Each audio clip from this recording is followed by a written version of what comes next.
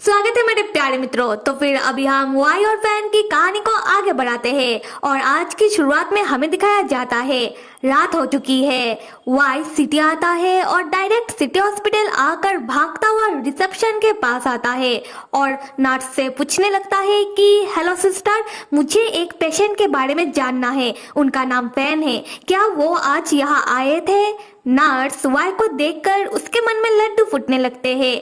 Nurse मन ही मन सोचती है कि हाय कितना हैंडसम सा लड़का है, फिर भी नर्स वाई को मना कर देती है। नर्स कहती है कि सॉरी सर, ये हमारे हॉस्पिटल के रूल के खिलाफ है, हम ऐसे ही किसी को भी पेशेंट का जानकारी नहीं दे सकते। वाई तब अपना मासूम शक्ल का इस्तेमाल करते हुए भोला शक्ल बनाकर नर्स से कहता है कि असल में सिस्टर, वो पेशेंट मेरे बड़े भैया है। मेरे बड़े भैया आज हॉस्पिटल चेकअप करने के लिए आए थे, पर अभी तक वो घर नहीं पहुंचे। मेरे बड़े भैया बहुत ही बीमार है। और क्या वाई का ऐसा मासूम शक्ल देखकर नर्स का मन बिगल जाता है। नर्स कहती है कि ठीक है, मैं आपका मदद करती हूँ। वाई थैंक्स कहता है। फिर वाई फैन का डिटेल बताने लगता है कि पेशेंट का नाम फैन है और वो 28 साल के हैं और वो आज लगभग सुबह के 9 से लेकर 10 बजे के बीच हॉस्पिटल चेकअप करने के लिए आए होंगे। नर्स अपनी कंप्यूटर पर पेशेंट का लिस्ट चेक करने लगती है। फिर नर्स वाई से कहती है कि सर, क्या आपको पक्का यकीन है कि आपका बड़े भैया हमारे हॉस्पिटल ही आए होंगे, क्योंकि फैन नाम का कोई भी पेशेंट के लिस्ट पर मुझे मिल नहीं रहा। वाई नर्स से रिक्वेस्ट करता है कि आप एक और बार पेशेंट का लिस्ट चेक कर लीजिए। नर्स ऐसा ही करती है और फिर से पेशेंट का लिस्ट चेक करने लगती है। नर्स वाई को बताती है कि सर, मैंने सुबह से लेकर रात तक सारे पेशेंट के नाम का लिस्ट चेक कर लिया है, पर फैन नाम का कोई भी आज हमारे हॉस्पिटल नहीं आया है। ये जानकर वाई बहुत ज्यादा परेशान हो जाता है। वाई मन ही मन सोचता है कि क्या फैन भैया हॉस्पिटल नहीं आए तो फिर वो कहाँ चले गए।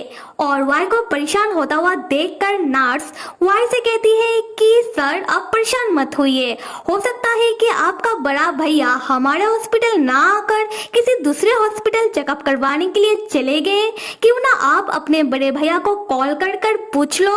वाई तब नर्स को थैंक्स कहता हुआ हॉस्पिटल से दौड़ता हुआ बाहर निकल आता है और अपने गाड़ी के अंदर बैठ जाता है। वाई अपने ड्राइवर को चलने के लिए कहता है और अपनी गाड़ी के खिड़की में से बाहर देखने लगता है और परेशान होता हुआ सोच रहा था कि फैन भैया अगर इस हॉस्पिटल नहीं आए होंगे तो फिर फैन भैया कौन से हॉस्पिटल चले गए। इतनी बड़ी सिटी में मैं फैन भैया को कहाँ ढूंढूं, और ऐसे भी फैन भैया तो सुबह चेकअप करने के लिए निकले थे और अभी तो रात हो चुकी है।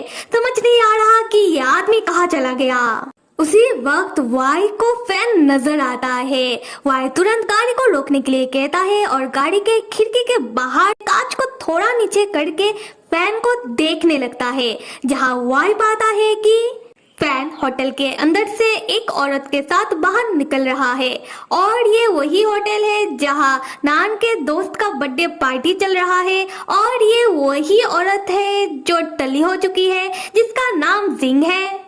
और टल्ले होने के कारण वो औरत मुस्कुराते हुए फैन को बार बार हक कर रही थी। खैर, दूसरी तरफ हम वाई को देखते हैं। वाई फैन को ऐसे एक औरत के साथ देखकर वाई गुस्से में पागल होने लगता है। वाई गुस्से में मन ही मन कहता है कि फैन भैया, आपने सुबह मुझसे क्या कहा था कि आपके पेट में फिर से गड़बड़ हो रहा है, इसलिए आप अच्छी तरीके से हॉस्पिटल में आकर चेकअप करवाना चाहते हो। ये हो रहा है आपका चेकअप। मिस्टर फैन, आपने मुझसे बातें छुपाई। आप मुझसे झूठ कह के हॉस्पिटल ना जाकर बल्कि यहाँ एक होटल के सामने एक औरत के साथ ऐसे चिपक रहे हो। मिस्टर फैन, क्या आपको औरतें इतना ही पसंद है? आते हैं फैन की ओर। फैन जिंग को सहारा देते हुए टैक्सी के सामने लेकर आ रहा था और जिंग पूरी तरीके से टल्ली होने के कारण कुछ ज्यादा ही हंस हंस के फैन से बातें कर रही थी। जिंग फैन से कहती है कि फैन, आप हमारे स्कूल में सारे स्टूडेंट के पेरेंट्स के बीच बहुत ही पॉपुलर हो और मैं आपकी बहुत बड़ी फैन रह चुकी हूँ। मैंने आपका हर एक फिल्म देखा है। फैन जिंग को टैक्सी के अंदर बिठाते हुए कहता है कि जिंग, आप बहुत ज्यादा ही टल्ली हो चुकी हो। मैंने आपके लिए टैक्सी को बुलाया है और आप सावधानी से अपने घर चली जाना। तब फैन के पीछे से आता है नान, जो फैन के कोट को खींचने लगता है और नान रात होने के कारण बहुत ही थक चुका था। नान अपने डैड से कहता है कि डैड, मुझे घर जाना है। फैन नान के सर में हाथ रखकर कहता है कि चलो नान, पहले मैं तुम्हें घर छोड़ देता हूँ, उसके बाद मैं भी अपने काम पर निकल जाऊंगा। यहाँ से होता है सीन शिफ्ट और हमें दिखाया जाता है कि फैन उस घर में वापस आ गया है जिस घर में वाई और फैन रह रहे हैं। फैन आकर देखता है कि घर का दरवाजा तो पहले से ही खुला हुआ है। फैन दरवाजे के सामने खड़े खड़े सोचने लगता है कि वाई घर वापस आ गया है और मैं इतनी रात के घर लौट रहा हूँ, कहीं वाई गुस्सा तो नहीं करेगा। खैर जाने दो। फिर फैन घर के अंदर आता हुआ कहता है कि वाई, मैं घर वापस आ गया हूँ और हम देखते हैं कि वाई लिविंग रूम में बैठकर अपना स्क्रिप्ट पढ़ते हुए पहले से ही फैन का इंतजार कर रहा था। फैन भी लिविंग रूम में आता है और मुस्कुराते हुए वाई से कहता है कि वाई, क्या कर रहे हो, अपना स्क्रिप्ट पढ़ रहे हो? और मिलाए अपने परिवार वालों से। वाई कोई जवाब नहीं देता। फैन कहता है कि वाई, बहुत रात हो चुकी है ना, तो क्यों ना तुम अपने कमरे में जाकर सो जाओ। तब हम देखते हैं कि फैन के हाथ में एक लिफाफा है। खैर वाई डायरेक्टली फैन से पूछता है कि क्या आपने अपना हेल्थ चेकअप करवा लिया है? फैन मुस्कुराते हुए कहता है कि हाँ, मैंने अपना फुल हेल्थ चेकअप करवा लिया है और रिपोर्ट बिल्कुल सही आया है। मैं एकदम स्वस्थ और तंदुरुस्त हूँ। वाई कहता है अच्छा ठीक है, तो फिर कहाँ है रिपोर्ट? फैन उसके हाथ में जो लिफाफा था उसे दिखाते हुए कहता है कि यह है रिपोर्ट। वाई अपना स्क्रिप्ट साइड में रखता हुआ कहता है कि तो फिर मुझे रिपोर्ट दिखाइए। फैन वाई से कहता है कि भाई, तुम रिपोर्ट देखकर क्या करोगे, तुम्हें थोड़ी ना कुछ समझ आएगा, तुम थोड़ी ना डॉक्टर हो। वाई बहुत ही गुस्से में फैन से कहता है, फैन भैया, क्या आपने सुना नहीं, मुझे रिपोर्ट दीजिए।